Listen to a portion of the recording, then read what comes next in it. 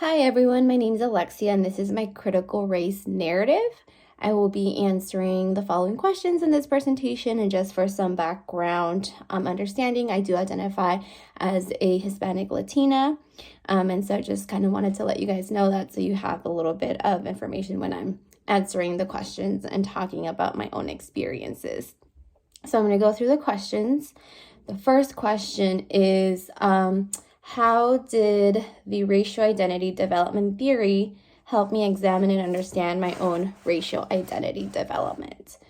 So this theory helped me look at the different stages that I went through in my life when I was developing my racial identity.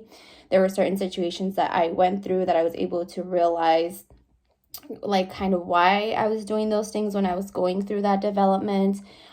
For example, there were moments in my life where I felt like the only people that I could have relationships with or hang out with were people of my own race.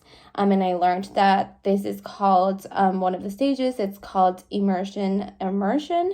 And so I realized a lot of things that I did growing up were things that kind of helped me develop my racial identity and the reasons why I did these things when I was developing my racial identity, and things that I still continue to do on a daily basis. The second question is, what informed my racial identity development? So there are quite a few things that I feel like have informed my racial identity development. Some of these important things have been my family, my peers, relationships, society, being part of a minority group in a society and growing up in that situation, I feel like was one of the biggest things that informed my racial identity development.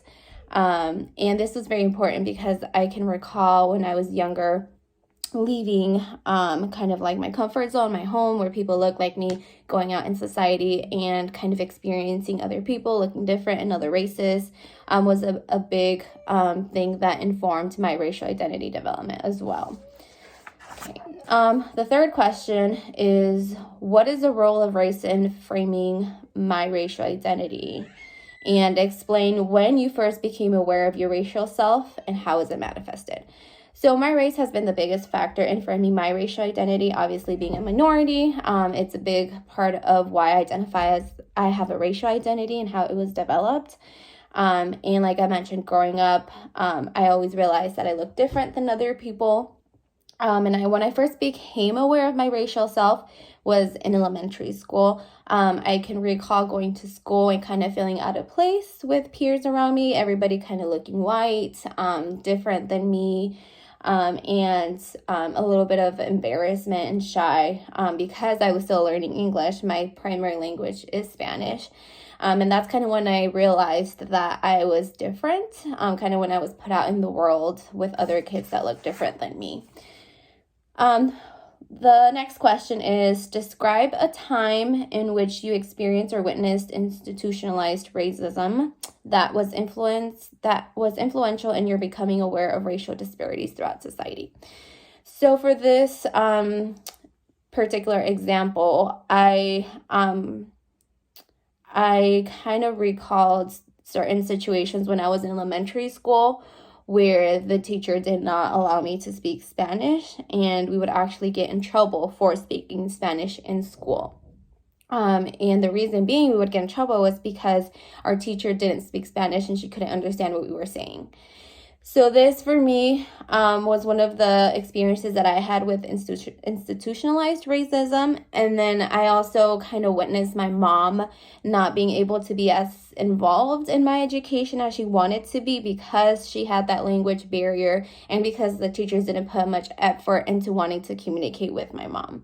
It kind of made me realize that I probably didn't have the same experience or the same opportunity as my peers because their parents were advocates for them and kind of advocated for what their kids needed.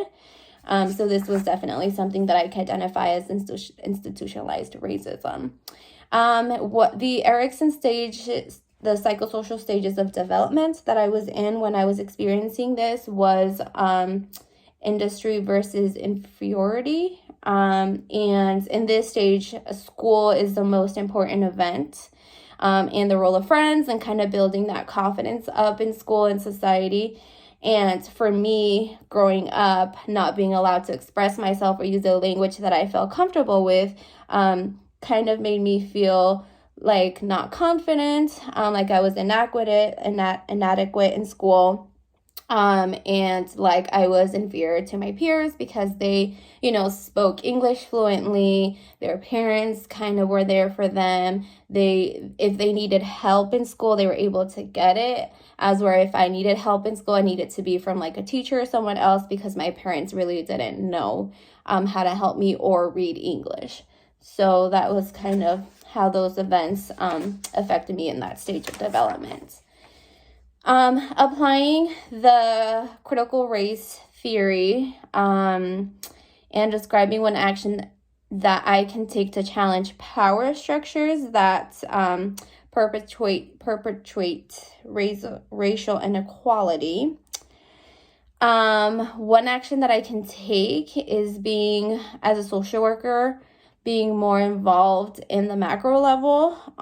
So being more involved in my community, being involved in the education system. So advocating for children and for others that are part of my race. I've been in some experiences where the majority of the people are white and an institution where they're serving minorities. So that's one way I can be more involved.